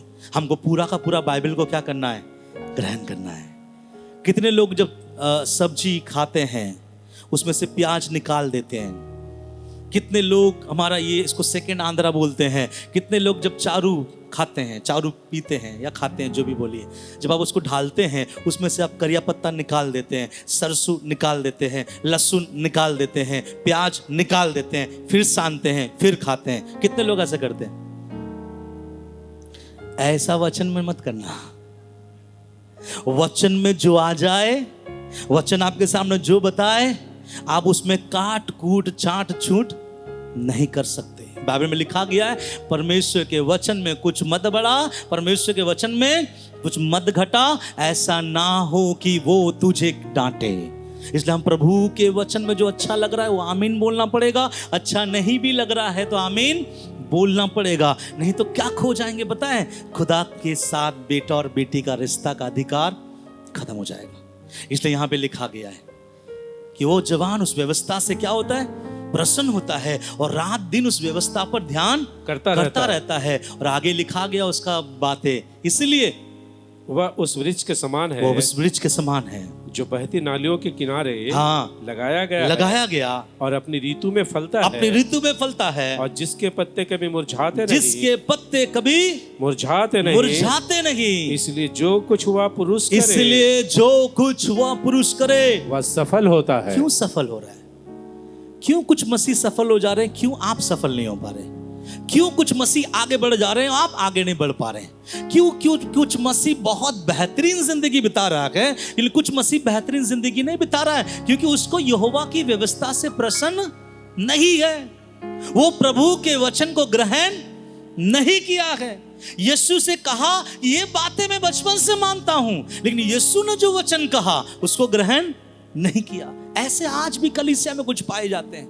हम जाएंगे कलीसिया, लेकिन हम पास्टर के सब बातों को नहीं मानेंगे। जो मुझे अच्छा लगा भैया मैं वही मानूंगा, जो मुझे अच्छा नहीं लगा मैं उसको नहीं मानूंगा। और कुछ लोग विश्वासियों को सलाह भी देते रहे, क्यों नहीं आ रहा कलीसिया में? अरे नहीं, पास्टर जब प्रचार करता लगता पूरा काट कूट कर रहा है, एकदम पूरा मार रहा है। अरे सिस्टर जी जाइए ना, चुपचाप से जाके बैठिए, आराधना में थोड़ा कूदकाद कर लीजिए, ताली बजा लीजिए, 10-15 रुपया दान में दे दीजिएगा। और जब पास्टर प्रचार करे अच्छा लगे आमीन बोलना, बुरा लगे भी आमीन बोलना, उसको मानना नहीं मानना आपके घर की बात है, करो ना। और ऐसे कोई करता है ना, मुझसे बॉन्ड पेपर में लिखवा लीजिएगा, कभी जिंदगी आशीषित नहीं होगा। हालेलुया। इसलिए बोले वचन को पूरा ग्रहण करेंगे तभी मेरे जिंदगी में सृष्टि संभव है, मालूम है? इसलिए यहां लिखा गया। और सुनिएगा प्रभु ने और भी कुछ कहा, मत्ती 23 उसका 23 पढ़ दीजिए। हे कपटी शास्त्री और फरीसियों तुम पर हाय। प्रभु इस पर हाय क्यों बोल रहा है? सुनिए, प्रभु कह रहा है हे शास्त्री, हे फरीसी, तुम पर हाय। अगर ये हाय आप अपने ऊपर नहीं लेना चाहते हैं तो ध्यान से सुनो क्यों प्रभु ने उससे कहा। तुम पुदीने और सौंफ और जीरे का 10वां देते हो, परंतु तुमने व्यवस्था की गंभीर बातों को अर्थात न्याय और दया और विश्वास को छोड़ दिया है। चाहिए था कि इन्हें भी करते रहते और उन्हें भी ना छोड़ते। पता है ऐसे लोगों का क्या होगा? मैं वचन दिखाता हूं, 33 पढ़ दीजिए। हे सापू, हे करेतों के बच्चों, तुम नरक के दंड से। सुनिए प्रभु बोल रहा है तुम नरक के दंड से कैसे बचोगे? कौन बचाएगा? किसको बोल रहा है प्रभु? किसको बोल रहा है? प्रभु बोल रहा है हे शास्त्री फरीसी, ध्यान से सुनो, तुम पर हाय, तुम पुदीने, तुम सौंफ और जीरे का क्या देते हो? 10वां देते हो। और तुम सौंफ और जीरे का 10वां देते हो। ध्यान से सुनेगा, मैं इसको ऐसा बताना चाहता हूं, हम चर्च में आ जाते हैं, हम चर्च में डोनेशन दे देते हैं और 10वां में भी अच्छा 10वां दे देते हैं, और एक करके हमको लगता है कि भैया हमने यीशु मसीह को अपने दिल के गहराई से क्या कर लिया? ग्रहण कर लिया। प्रभु कहता है कि देखो तुमको ये भी करना चाहिए था। और आगे क्या लिखा गया है? न्याय, दया और विश्वास को भी ना छोड़ते। इसलिए प्रभु कहता है तुमको करेत के बच्चों, तुमको आने वाले दंड से, आने वाले नरक से कौन बचा सकता है? क्या ये वचन हमारे लिए प्रभु बोल सकता है? क्या लगता है बोल सकता है? आपको छुटकारा पूरा चाहिए आधा चाहिए? तो वचन को पूरा लेंगे या आधा लेंगे? अच्छा रहे तो भी लेंगे और बुरा रहे तो भी लेंगे। यहां प्रभु कहता है हे शास्त्री फरीसी, तुमने इसको पकड़ लिया और इसको क्या कर दिया? छोड़ दिया। इसलिए प्रभु में सब कुछ आगे बढ़ो। कुछ लोग संडे आराधना को पकड़ लिए, फास्टिंग मीटिंग को छोड़ दिए। कुछ लोग मंगलवार को पकड़ लिए और फास्टिंग को छोड़ दिए। हमारे कलीसिया में भी ऐसे है।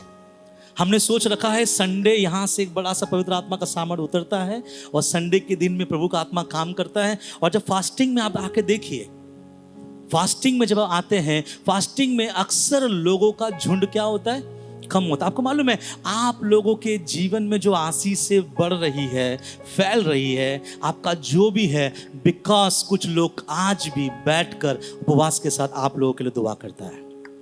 वो इसलिए दुआ नहीं करता है कि मुझे दुआ करना है, परंतु वो उपवास को गंभीरता से लेकर दुआ कर रहा है। पता है क्यों? उसको पता है उपवास होना बहुत जरूरी है। लेकिन कुछ हम बांट लेते हैं कि संडे वर्शिप होना चाहिए, फिर हम उसके बाद में बाकी वर्शिप में हम शामिल नहीं होते हैं, बाकी प्रार्थना में, आराधना में हम शामिल होना पसंद नहीं करते। हमको लगता है कि केवल संडे वर्शिप में शामिल होना हमारे लिए जरूरी है। तो प्रभु उनको भी कहता है, हे सांप के बच्चों, हे करेतो के बच्चों, तुमको आने वाले दंड से कौन। हालेलुया। आप एक बात बताइए, आप विवाह करोगे और आपकी बीवी प्रेग्नेंट हो गई और वो जो बच्चा जनेगी, आप जाओगे? जाओगे? ओके। उस बच्चे के जन्मदिन पे आप जाओगे? जाओगे। उस बच्चे के स्कूल के एडमिशन में जाओगे? जाओगे। आपका बीवी फिर से बच्चा जनेगी, आप जाओगे? अरे बीते बार तो गया था यार, कितने बार जाएंगे, बच्चा आप ही का है ना, आपको जाना पड़ेगा ना। अपने काम में हम कभी नहीं बोलते कितना जाएंगे, कितना करेंगे, कितना जाएंगे, लेकिन जब खुदा का काम आता है हम उसको दिन में क्या करते हैं, बांट देते हैं। संडे जाएंगे, मंगलवार नहीं जाएंगे, बुधवार नहीं जाएंगे, शुक्रवार नहीं जाएंगे, केवल कौन सा दिन जाएंगे, कहां जाएंगे, केवल संडे जाएंगे। इसलिए माफ करना, मैंने आपसे पहले कहा, जो वचन कुछ आपको अच्छा भी लगेगा, कुछ आपको, अब आमीन बोल के दिखाइए जोर से। अरे आमीन गोल हो गया भाई, बोलिए आमीन लॉर्ड, मैं इस वचन को ग्रहण करता हूं।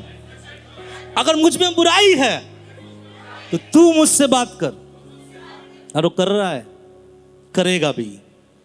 इसीलिए हमको भी इस बात को समझना है। प्रभु कह रहा है तुम ये भी करते रहते और इसको भी करते रहते तो बहुत अच्छा होता। तुमने इसको पकड़ लिया और इसको क्या कर दिया, छोड़ दिया। तुमको लगा संडे के दिन में पास्टर संजय प्रचार करता है, मंगलवार तो कोई और करता है, तो छोटा पास्टर है, क्यों जाए, क्यों सुने, उनको प्रकाशन नहीं होगा, उनको ज्ञान नहीं होगा। और कभी कभी ऐसा भी होता है, जब पास्टर नहीं रहेगा तो बोला जाएगा, सुनो आने वाले दिनों में संडे पास्टर संजय नहीं रहेंगे, उसका मीटिंग है। तो हमको घर में बात करते हैं, ओ आने वाला संडे जाने का जरूरत नहीं, छोटा पास्टर प्रचार करेगा, छोटा करेगा, प्रकाशन भी क्या रहेगा, छोटा रहेगा, इसलिए जाने की आवश्यकता नहीं है। और फास्टिंग के दिन में तो जाने की आवश्यकता नहीं है, वहां तो पास्टर लोग नहीं चलाते हैं। कौन चलाता है, अरे सिस्टर लोग चलाते हैं, क्या ही हो जाएगा। मैं बोलना चाहता हूं आप लोगों को, परमेश्वर जहां है वहां सामर्थ्य है। ये संडे, ये मंगलवार, ये बुधवार, ये शनिवार, ये शुक्रवार की बातचीत नहीं है। बाइबल बोलता है जहां 2 या 3 मेरे नाम से जमा होता है, मैं उसके बीच में होता हूं। तो हमको क्या चुनना है, बोलिए ना, क्या चुनना है। लगा आपको थोड़ा कांटा लगा, मुझे तो लगा कि लगा, है ना, लगने दो, कोई दिक्कत नहीं। कि प्रभु कहता है कि प्रभु ने बोला बेटा तू पाप मत करना, चोरी नहीं करना, ये मत करना। प्रभु इसको तो बचपन से क्या करता हूं, मानता। प्रभु बोला ठीक है, और एक वचन बता रहा हूं, एक काम कर, अब जा अपना धन दौलत क्या कर ले, लगा उसको। और ऐसा लगा दोबारा प्रभु के पास लौट के नहीं आया। हमारा काम क्या मालूम है, हमारा काम है जो सुई खुदा ने दिया आपको घुसाना आपके अंदर। अब इसका असर क्या होगा वो प्रभु समझेगा और आप समझो। मैं प्रार्थना करूंगा प्रभु से, प्रभु तेरे लोगों को जेन्युइन बना, तेरे लोगों को जेन्युइन बना। एक तराजू उतर रहा है आसमान से, और वो तराजू में खुदा एक एक को क्या करेगा, तोलेगा। बाइबल में लिखा गया है उसमें हल्का ना पाया जाऊं, उसमें मैं हल्का ना पाया जाऊं। इसलिए प्रभु ने कहा, हे सांपों और हे करतों के बच्चे, तुम नरक के दंड से क्यों कर बचोगे। सब बोलिए, मेरे साथ बोलिए कि आदि में जो वचन था उस वचन को मैं पूरा ग्रहण करूंगा। जो बोलेगा खुदा मैं करूंगा, चाहे मुझे अच्छा लगे चाहे ना लगे, मैं करूंगा। हालेलुया। आपको पता है बाइबल में लिखा गया है एक प्रभु का भविष्यवक्ता था। कितनों को मालूम है, ओहोसे बोलकर एक भविष्यवक्ता था बाइबल में, ओहोसे। और ओहोसे बोल के भविष्यवक्ता जो था, और जब उसका विवाह का समय जब सामने था, इसका मतलब सोच के रखो विवाह का समय पे लड़का कितने उम्र का होगा, है ना, एक अच्छा जवान अवस्था में बाइबल के हिसाब से 30, 35, 40 के आसपास। और जब एक जवान लड़का जब विवाह के बारे में सोचता है तो कैसे लड़की के बारे में सोचेगा? वो एक अच्छा, खूबसूरत, बैकग्राउंड अच्छा हो, सब कुछ अच्छा हो, लेकिन ओहो से एक भविष्यवक्ता होने के चलते वो भी विवाह के लिए तैयार था। उसके मन में बहुत सारे ख्वाहिशें थी। अचानक से परमेश्वर ने उससे कहा, बेटा मैंने तेरे लिए एक लड़की देखा है और तू जा और उससे शादी कर। बड़ा खुश हो गया हो। बताइए प्रभु वो कौन है, किससे विवाह करना है? प्रभु बोला, बेटा ज्यादा उछल मत, सुनकर तू बहुत दुखित हो जाएगा। बोले, प्रभु कौन है? प्रभु उसको कहा, एक वेश्या है जिससे तुझे विवाह करना है। बाइबल में क्या लिखा गया? होशे ने उससे विवाह किया या होशे ने विवाह नहीं किया? किया या नहीं किया? कौन जवान करेगा? कितने बोलते ना, खुदा मैं तेरे सब वचनों को ग्रहण करूंगा। अगर आप बोल दिए, खुदा अगर आपको बोल दिया, अगर आप नहीं किए तो समझ जाइए तुझे एक वेश्या से विवाह करना। मालूम है होशे ने कहा, तेरा आ गया सर आंखों पे। वो गया, विवाह किया, उस औरत को विवाह करके घर लेके आया। कुछ दिन घर पे रही, फिर चली गई, फिर से व्यभिचार में फंस गई। प्रभु ने कहा, जा उसको फिर से अपना बीवी बना के लेके आ। उसे फिर गया और उसको फिर से अपना बीवी बना के लेके आया। क्यों मालूम है? कि उसको एक चीज पता था, वो जो वचन है उस वचन को मुझे पूरा ग्रहण करना है। चाहे वो मुझे कड़वा लगे, चाहे मुझे अच्छा लगे, मुझे खुदा के वचन को क्या करना है? ग्रहण करे। आज के कोई भी जवान से अगर परमेश्वर कहेगा कि जा किसी वेश्या से विवाह कर, मुझे नहीं लगता कि कोई जवान तैयार होगा। उसको कहेगा, प्रभु मेरा बहुत अरमान था ऐसे लड़की से विवाह करूं, एक अच्छा बैकग्राउंड हो, लोग मेरे बारे में क्या कहेगा, मेरा फैमिली क्या कहेगा, मेरे खानदान क्या कहेंगे। उसने कहा, प्रभु अगर तूने कह दिया तो मैं तेरे लिए करूंगा। इसलिए पुराने समय के प्रभु के दास लोग बहुत क्या थे? सामर्थ्य थे। रीजन, वो प्रभु के सब वचनों को क्या करता था? मानता था। चलिए हम आगे बढ़ते हैं। यूहन्ना उसका 1 2 3 में हम पढ़े, वहां लिखा गया है, आदि में क्या था? वचन था। इसका मतलब किसको ग्रहण करना है? वचन। किसको ग्रहण करना है? वचन। सब बोले वचन ग्रहण करना है। सुनिए, जिस दिन आप इस बात को समझ जाएंगे कि यीशु को ग्रहण करने का अर्थ परमेश्वर के वचन को क्या करना? ग्रहण करना। जिस दिन से एक एक प्रचार आप लेना स्टार्ट करोगे, जिस दिन से सुबह के डिवोशन में आप खुद प्रार्थना और वचन पढ़ना स्टार्ट करोगे, जिस समय से आप परमेश्वर के वचन को अपने जीवन में जगा दोगे और खुदा के वचन को और ज्यादा जब आप ग्रहण करोगे, पता है ये वचन क्या कर सकता है आपके जीवन में? आप पढ़िए यूहन्ना 1:4 और 5। उसमें जीवन था, उसमें जीवन था। क्या था? 1:4 में क्या लिखा है? उसमें जीवन था। बस सब बोलिए, उसमें जीवन था। किसमें जीवन था? इसका मतलब अगर हम वचन को ग्रहण करते, ध्यान से सुनिएगा, हो सकता है कि कुछ वचन मेरे लिए कड़वा हो सकता है आप बोलोगे, पास्टर संजय क्यों ऐसा बोल रहा है, उसको पता नहीं मेरा सिचुएशन क्या है, फिर भी वो कहता है आओ मीटिंग में आओ, ये करो वो करो। सुनो, प्रभु का वचन आपके लिए कभी कभार कड़वा हो सकता है। क्यों मालूम है? इब्रानियों की पत्री में लिखा है कि खुदा का कलाम, परमेश्वर का वचन दो धारी क्या है? तलवार है, और वो गांठ और गुदे को आर पार छेद कर मन के भावनाओं को क्या करता है? जांचता है। क्या परमेश्वर का वचन तलवार नहीं है? अगर तलवार है तो वो चोखा तलवार है, वो बोलने वाले को भी काटेगा और सुनने वाले को भी काटेगा। लेकिन इस कटिंग में या इस कटाई में याद रखना, मेरा और आपका बढ़ोतरी ही छुपा होगा। कभी खुदा आपको नीचे नहीं करेगा। जो उसके वचनों को मानता है परमेश्वर ऊंचा उठाएगा। प्रभु ने कहा इसी यूहन्ना के किताब में, मेरा वचन तुझ में बना रहे और तू मुझ में बना रहे। अब प्रभु आगे बताओ, जो चाहो मांगो मिल जाएगा। नहीं लिखा है ऐसे? मैं इस वचन पे बहुत बिलीव करता हूं। मालूम है, मैं जब भी प्रभु से मैं कुछ मांगने से पहले अपने जिंदगी में झांक कर देखता हूं, क्या मैं खुदा के वचन में चल रहा हूं। अगर मैं चल रहा हूं तो मैं बोलता हूं, प्रभु तूने कहा तेरा वचन में जो बने रहेगा तू उसमें बने रहेगा, और जो चाहो मांगो तेरे लिए हो जाएगा। आज जब आप वचन को जब ग्रहण करते हैं, ये वचन क्या था? आदि में वचन था, वचन परमेश्वर के साथ था, वचन परमेश्वर था, सब कुछ उसी के द्वारा सृजा गया, कुछ भी उसके बिना सृजा नहीं गया। और उसमें क्या था? जीवन था। सब बोलिए, जीवन था। इसका मतलब उस वचन को जब हम मान रहे हैं वो आपके लिए क्या बन रहा है? जीवन। उस वचन को आप चल रहे हैं, उसमें क्या है? जीवन। कैसे जीवन, मैं आपको बताना चाहता हूं। यीशु मसीह एक दिन सड़क में चल रहा था, इतने में एक लड़की थी वहां पर जो 12 साल से लहू का बीमारी में पड़ा हुआ था। उसने अपने मन में कहा कि मैं यीशु को बोल नहीं सकती कि मेरे अंदर कौन सा बीमारी है, मैं सबके सामने बता नहीं सकती, क्या करूं क्या ना करूं, ऐसा सोच में था। तब उसके जीवन में एक बात आया, शायद उसके अंदर एक प्रकाशन आया, अरे ये तो वचन है, अगर ये वचन है तो इसमें जीवन है, क्यों ना उस जीवन को जाकर मैं क्या कर लूं। भैया जीवन को छुओगे ना तो क्या निकलेगा। तो उस बहन ने, उस औरत ने बड़े भीड़ के साथ सामने घुस घुस के पांव के नीचे दबते कुचलते और जाकर उसने यीशु के आंचल को छुआ। और लिखा गया जिस घड़ी वो छुआ उसने महसूस किया कि उसका लहू बहने का बीमारी चंगा हो गया, क्योंकि उसने यीशु को नहीं, उसने जीवन को छुआ था। याद रखिएगा, यीशु के बारे में यूहन्ना कहता है कि वो वचन था, परंतु वही वचन क्या है, वो जीवन था।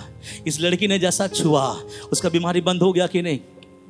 उसका यीशु रुका और यीशु ने कहा कि किसी ने मुझे छुआ है। मुझे वचन बहुत अच्छा लगता है और मैं इसको महसूस करता हूँ। भीड़ में भी खुदा कुछ कुछ को जब छूता है बाकी को पता नहीं चलता है। हालेलुया। आप आए तो हैं बहुत जन प्रभु की आराधना करने के लिए, लेकिन ये गारंटी नहीं कि आपको सबको या प्रभु को छू पाओ। लेकिन जो तमन्ना लेकर आता है, तकलीफों के साथ आता है, जिस समय आप यीशु को छूओगे, यीशु ठहर जाएगा और बोलेगा इस भीड़ के सब लोग जो छू रहे हैं, एक बंदा ऐसा है जिसने स्पेशल तरीके से मुझे क्या किया है, छुआ है। हालेलुया। प्रभु ने उसने कहा प्रभु हाँ मैंने आपको क्या किया है, छुआ। क्या उसने प्रभु से प्रार्थना करवाया? क्या उसने प्रभु के पास आकर बोला मेरे लिए दुआ करो? लेकिन उसने प्रभु को क्या किया, छुआ। इसलिए याद रखिएगा, बोलिए वचन में जीवन है, वचन में जीवन है। अब वचन में जीवन आप कैसे इस्तेमाल करेंगे? यीशु जैसा इस्तेमाल करो। यीशु गया एक दिन कब्र के बाहर में खड़ा था, लोग भीड़ पड़ी थी, वहां पे बहुत सारे लोग था। किसी ने कहा प्रभु ये मर के 4 दिन हो गया, वहां से बदबू आ रहा। उसके बहन लोग बोलने लगे प्रभु छोड़ दो, बदबू आ रहा है। प्रभु गया और बोला उस कब्र से उस पत्थर को हटाओ। तो प्रभु ने वहां पर देख कर बोला हे लाजर क्या कर, बाहर आ। यीशु ने क्या कहा, अब ये वचन नहीं है केवल, क्या है? मैंने कहा ये वचन सृष्टि करता है, और सृष्टिकर्ता का मतलब ये है कोई मर भी गया है तो खुदा उसको जिंदा कर सकता है। आप थोड़ा सोच के देखो, लाजर मर के कितना दिन हो गया?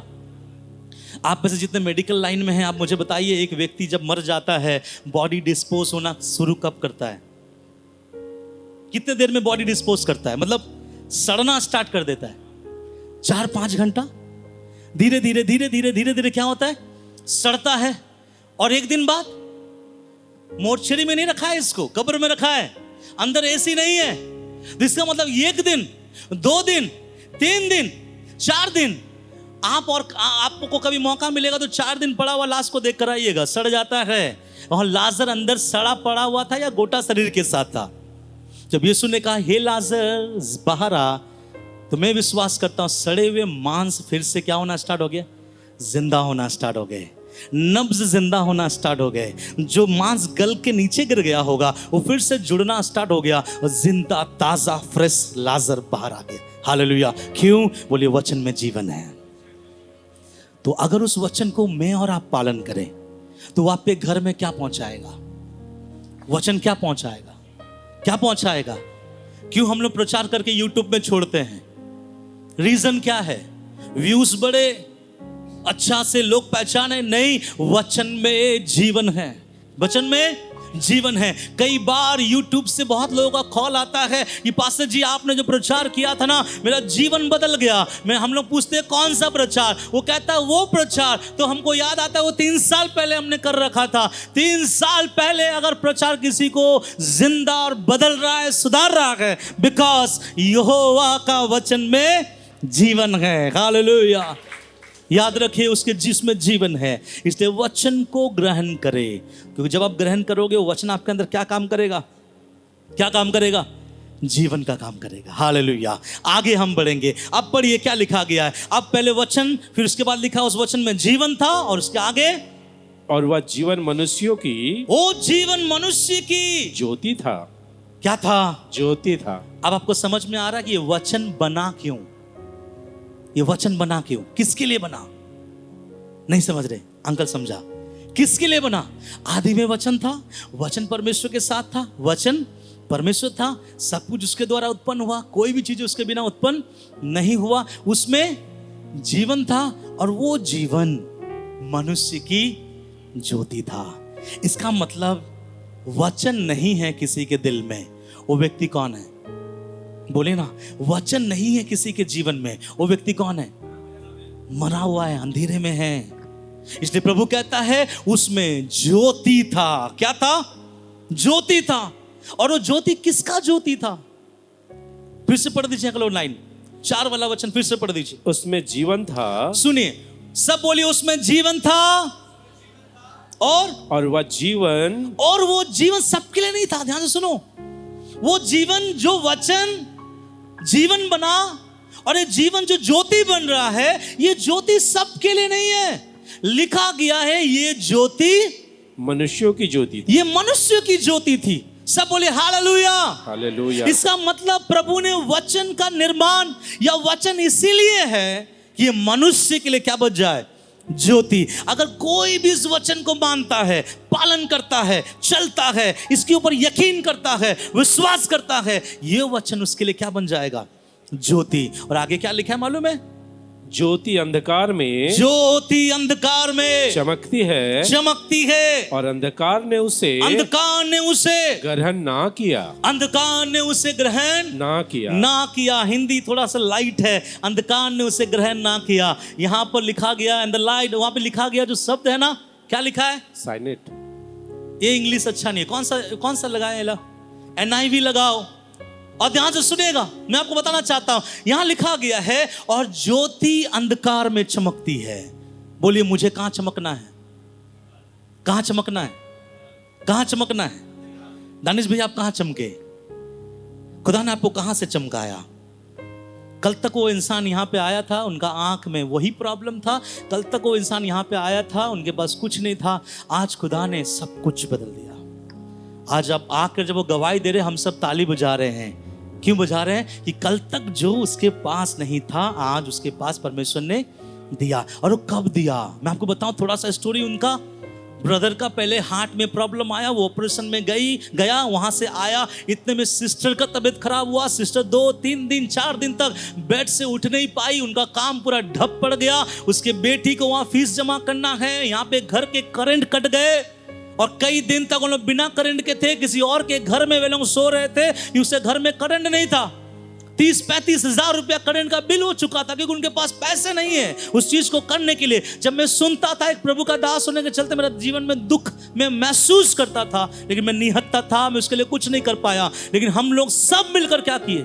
दुआ किए, प्रार्थना किए। इतने में वो एक चीज कहता था, पास्टर जी प्रार्थना करे, मेरा आंख का ऑपरेशन ना हो तो जो काम भी मुझे मिला वो काम भी चला जाएगा। हम लोग सब प्रार्थना कर रहे थे। यकीन मानिए, मैं भी खुदा से प्रार्थना कर रहा था, प्रभु तेरी दया, तेरी कृपा तेरे बेटे के ऊपर उंडेल। जब प्रार्थना कर रहा था, हम सब मिलकर प्रार्थना कर रहा था, अंधेरे में एक रोशनी चमका। हालेलुया। और इसका सीधा सीधी उत्तर क्या बताऊं? इंग्लिश में लिखा गया है, जो ये इंग्लिश से थोड़ा गलत है, मतलब सही है, मैं आपको बताऊंगा। वहां लिखा गया है और अंधकार ने उसे ग्रहण ना किया, लेकिन उसका सही इंग्लिश में ऐसा लिखा गया है the darkness never overcome him. क्या लिखा है? आप जितने इंग्लिश समझते, ओवरकम का मतलब ये है अंधेरा तेरे ऊपर तांडव नहीं कर पाएगा। हालेलुया। अंधेरा तेरे ऊपर नाच नहीं पाएगा, अंधेरे की ताकत तेरे ऊपर नहीं बना पाएगा, क्योंकि तेरे अंदर खुदा का वचन है, उसमें जीवन है, और वही जीवन तेरा क्या बन गया? ज्योति बन गया। तो ज्योति को अंधकार कभी सहे नहीं पाएगा और ना ही अंधकार आपको दबा पाएगा। हालेलुया। अब प्रभु ने उसको दोबारा खड़ा किया, और जब इस बार खड़ा किया, पहले से बेहतरीन अवस्था में खड़ा किया।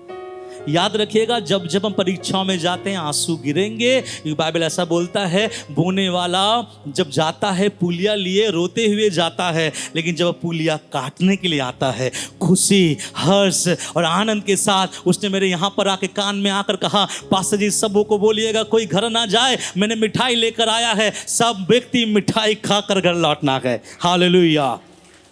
ये रसगुल्ला या लड्डू केवल नाम के लिए नहीं है, परमेश्वर के महिमा के लिए खुशी से वो बांट रहा है। हालेलुया। क्यों पता है? अंधेरे में तू रोशनी है खुदा। जब हम अंधेरे में रहते हैं, याद रखिएगा, वचन अगर आपके अंदर है, अंधेरे का ताकत आपके डुबा नहीं पाएगा। क्या ऐसा नहीं लिखा है प्रभु के वचन में? 119 भजन संगीता 105 में क्या लिखा है? तेरा वचन मेरे पांव के लिए दीपक और मेरे मार्ग के लिए उजाला। इसका मतलब कभी आप समझें, प्रभु का वचन दो जरिए से आपको चाहिए, एक आपके पांव के लिए, एक आपके मार्ग के लिए। अरे मार्ग में उजाला है, आप उजाला देख के दौड़ जाओगे, पांव में ठोकर लग जाएगा। ये प्रभु कहता है ऐसा नहीं है मेरा वचन तेरे पांव को भी संभालेगा और मेरा वचन तेरे आंख को भी संभालेगा। ये कहां जाना है। हालेलुया। तो वो वचन हमारे लिए क्या है? बोले ना, वचन हमारे लिए क्या है? ज्योति है। क्या है? ज्योति। और जब ज्योति आता है, सब क्या होता है? दिखाई देता है। आप में से कितने अपने आप को पापी समझते थे? आज खुदा ने हमें बदला। क्यों? आपको कौन बताया आप पापी है? पास्टर संजय बताया? बगल वाला अंकल आंटी बताया? एक पापी को पापी बोली, आपका 2-3 दांत तो ऐसे तोड़ देंगे वो।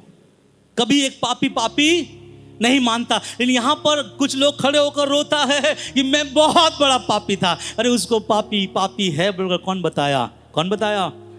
वचन।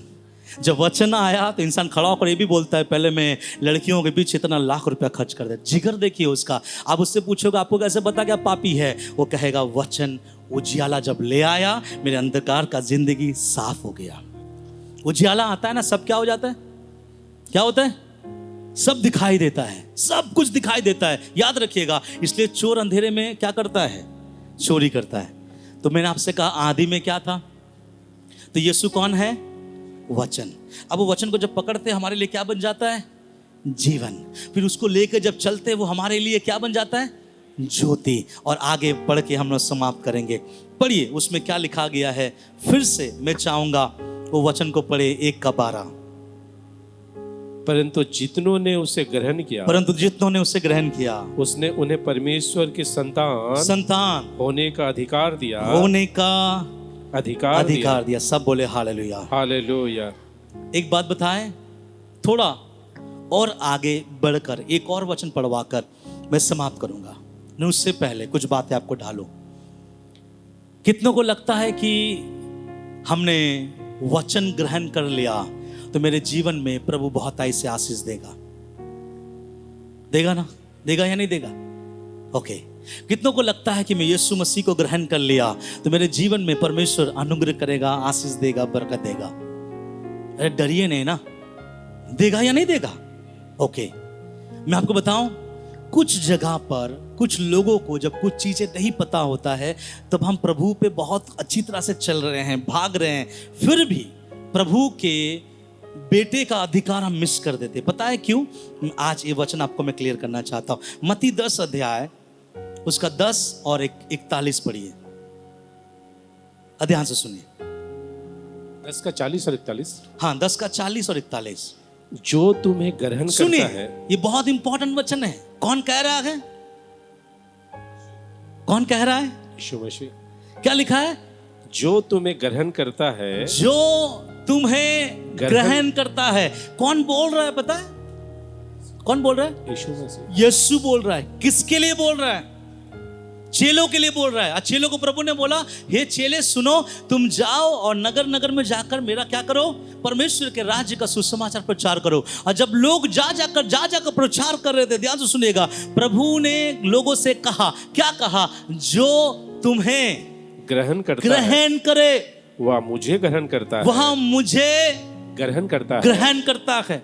और आगे, और जो मुझे ग्रहण करता है वह मेरे भेजने वालों को ग्रहण करता है। आगे, जो भविष्यवक्ता जानकर ग्रहण करे। सुनिए, जो भविष्यवक्ता जानकर उसको ग्रहण करे वह भविष्यवक्ता का बदला पाएगा, अर्थात आशीष पाएगा। और जो धर्मी को धर्मी जानकर ग्रहण करे वह धर्मी का बदला पाएगा। वो धर्मी का क्या पाएगा? बदला पाएगा। आप सुनिए, कलीसिया में यीशु को ग्रहण कर लेना, वचन को ग्रहण कर लेना, ये आधा है। मतलब आधा भी नहीं बोलूंगा मैं, 80% आपने सही काम कर दिया।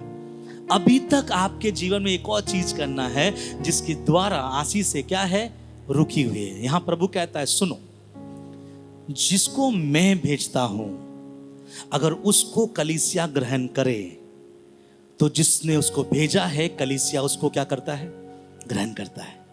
और जब कलीसिया यीशु को ग्रहण करता है, यीशु कहता है वो मेरे भेजने वाले को, अर्थात यीशु को किसने भेजा, परमेश्वर को भेजा। इसका मतलब कलीसिया में ऐसा एक भी व्यक्ति अगर इस बात को सोचता है मुझे पास्टर से लेना देना नहीं है, मैं कलीसिया में इसलिए आता हूँ, इसलिए आती हूँ, यहाँ का आराधना, यहाँ का वचन मुझे अच्छा लगता है, वचन सुनूंगा, आराधना में बैठूंगा, यहाँ का काम खत्म, फिर मैं घर चला जाऊंगा, मेरा आत्मिक जिंदगी बढ़ेगा, नेवर नेवर नेवर नहीं हो पाने नहीं होगा, क्योंकि आपने खुदा के सिद्धांतों को क्या कर दिया, तोड़ दिया। प्रभु ने बोला किसको ग्रहण कर। अगर ये बोलूं तो किसी को लगे घमंड की बात है। अगर आपने मुझे नहीं ग्रहण किया, आपने यीशु को नहीं ग्रहण किया। अगर आपने मुझे नहीं ग्रहण किया, आपने परमेश्वर को भी ग्रहण नहीं किया। प्रभु अपने साथ किसको जोड़ा है? मैं धन्यवाद देता हूं मेरे प्रभु का, यीशु ने अपने नाम के साथ मुझे क्या किया है, जोड़ा है। प्रभु कहता है बेटा तू जहां जाएगा, अगर लोग तुझे मेरा दास समझकर आदर देंगे, वो मुझे ग्रहण करता है। जब तू प्रचार करे, जब वो ये सोचकर तुझे ग्रहण करे कि मेरा दास प्रचार कर रहा है प्रभु की ओर से, जब वो तुझे ग्रहण करेगा वो मुझे ग्रहण करेगा। जब वो तुझे आदर देगा वो मुझे आदर देगा। मैं ये बोलकर ये नहीं कहना चाहता हूं कि मेरे सामने मखमल के चादर बिछा दो, मेरे लिए गाड़ी खरीद दो, मेरा घर बना दो, एसी लगवा दो, मैं इसके बारे में नहीं बोल रहा हूं। एक स्पिरिचुअल रिस्पेक्ट होता है। प्रभु कह रहा है जो मेरे भेजे हुए को स्वीकार करता है वो मुझे। आपने कभी यीशु को देखा है? मैंने भी नहीं देखा है, लेकिन मैंने अपने लीडरों को देखा है, और मैंने लीडरों में मैंने मेरे यीशु को क्या किया है, देखा है, रिस्पेक्ट करता हूं उसका। आपने कभी यीशु की आवाजों को नहीं सुना? सुने आपने? मैंने भी कभी यीशु की आवाजों को नहीं सुना। मैंने मेरे लीडरों का आवाज सुना, उसको मैंने माना। तो आपके लिए आप किसको स्वीकार करना है?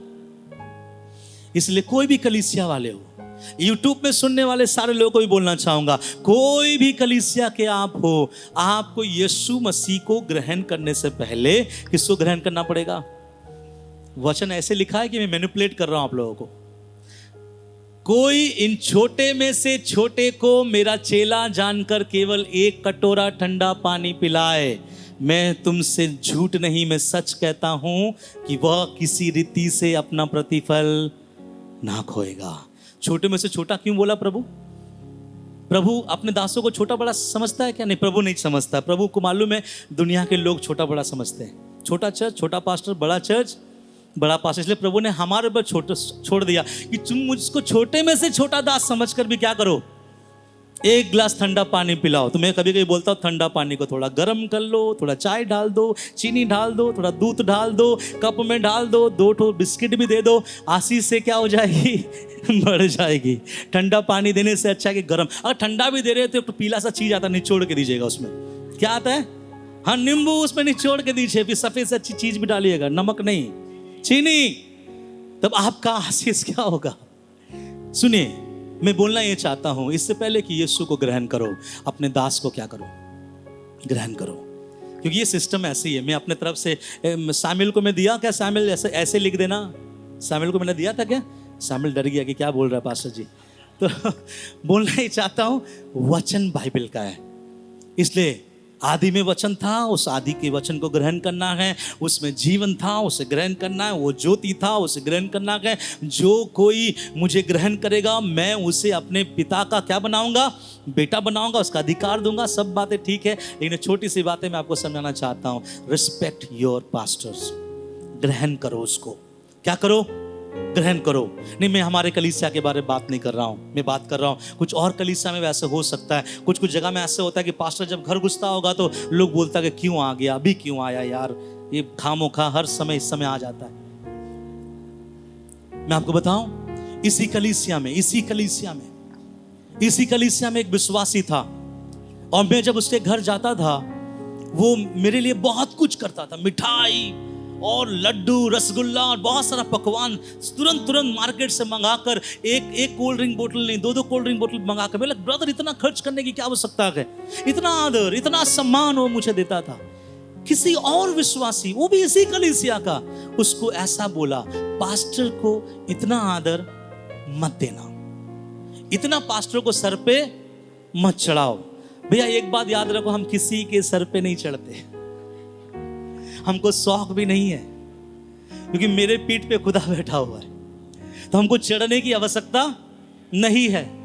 हम आदर बोल कर नहीं पाते, है ना, कि हमको आदर दे दो, हमको आदर दे दो। नहीं, उस भाई को किसी ने बोला इतना खर्च मत करो यार, तुम इतना खर्च करते हो, अपने बच्चों के पीछे खर्च करो। वो बोला नहीं, प्रभु का दास है, उसको आदर और सम्मान नहीं देंगे क्या? नहीं, इतना नहीं देना चाहिए, एक काम करो ना, ठंडा ग्लास पानी पिला दो।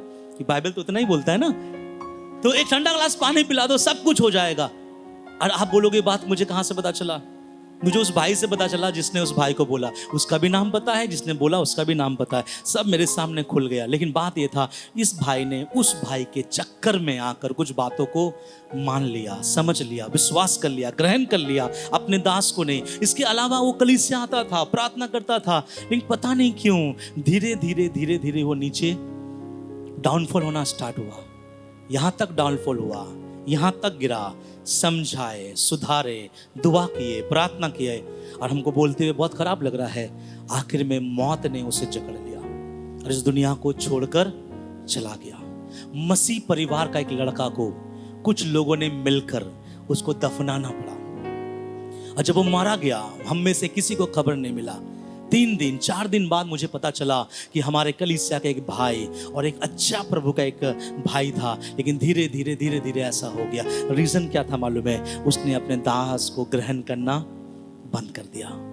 एक बार की बात है, जब मैंने उनको फोन किया, मतलब ब्रदर आप घर पे हैं, हम आ रहे हैं आपसे बात करने के लिए। नहीं, आपको आने की जरूरत नहीं है। और ऐसा मुझे झिड़का, मुझे आज तक दुनिया में कोई भी ऐसा व्यक्ति मुझे झिड़का नहीं। मुझे बहुत इंसल्ट फील हुआ कि उस भाई को मैं अप्रोच कर रहा हूं। मैं बोला नहीं, मैं आता हूं ना, थोड़ा बात करेंगे ब्रदर, सब प्रॉब्लम सॉल्व हो जाएगा। नहीं, आपको आने की आवश्यकता नहीं है, मैं नहीं रहूंगा, आप बताइए, मुझे समय नहीं है। मैं जब बात में उस दुनिया छोड़कर चला गया, मैं सोच रहा था कि हे प्रभु क्या हो गया? रीजन क्या मालूम है?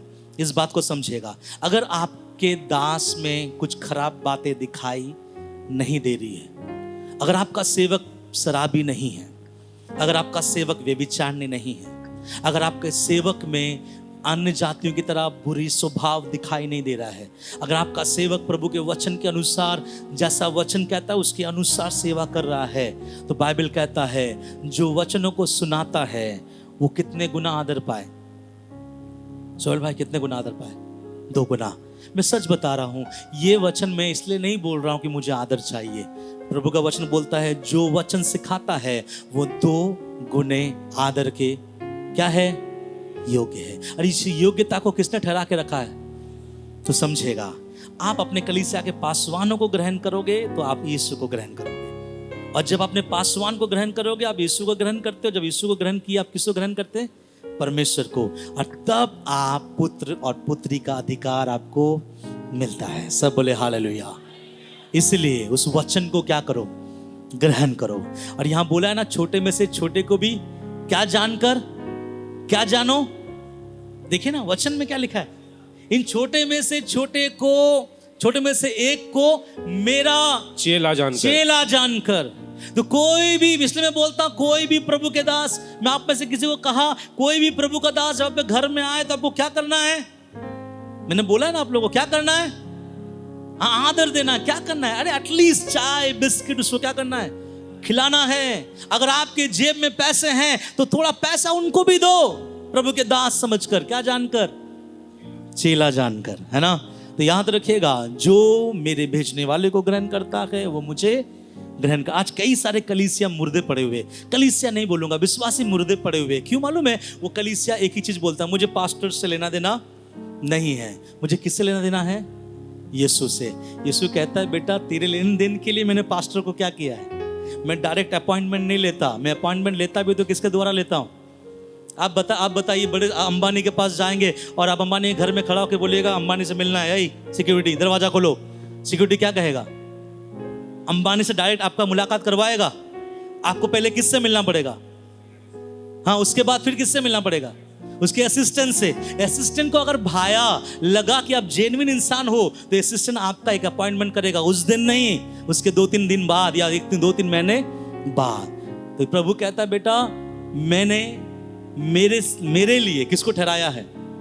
मेरे दास को। इसलिए केवल मैं अपने आप के बारे में नहीं बोल रहा, दुनिया के हर एक प्रभु के दास जो ईमानदारी के में खुदा का क्या करता है? सेवा करता है, जो आहें भर भर के कलीसिया के लिए दुआ करता है, प्रार्थना करता है, उनके दुख सुख में उनको आश्वासन देता है, उनको प्रार्थना में उठाए रखता है। याद रखिएगा, उसे ग्रहण करना। जब आप उसे ग्रहण करोगे, आप यीशु को करोगे, जब यीशु को करोगे आप परमेश्वर को करोगे। इसलिए उस वचन को हम सब मिलकर जोर से पढ़कर समाप्त करेंगे। यूहन्ना 1 उसका 12 स्क्रीन में लाइए और उसको सब कोई मिलकर एक साथ हम पढ़ेंगे। Hallelujah, praise the Lord. Yes, मैं 1 2 3 बोलूंगा, एक साथ पढ़ेंगे, ठीक है? जोर से पढ़िएगा, 1 2 and 3। परंतु जितनों ने उसे ग्रहण किया उसने उन्हें परमेश्वर के संतान होने का अधिकार दिया, अर्थात उन्हें जो उसके नाम पर विश्वास रखते हैं। सब बोले हालेलुया। तो किसको ग्रहण करना है? वचन को। जब आप वचन को ग्रहण करेंगे, वो वचन आपके लिए क्या बनेगा? जीवन बनेगा। फिर वो जीवन वाला वचन क्या बन जाएगा? ज्योति बनेगा। क्योंकि वो ज्योति किसका है? हम लोगों के लिए प्रभु ने बनाया। हालेलुया। मेरे प्रिय, बताना ही चाहूंगा, वचन को मानो, अप्लाई करो, आपका जीवन परमेश्वर पूरी रीति से बदल देगा। हालेलुया।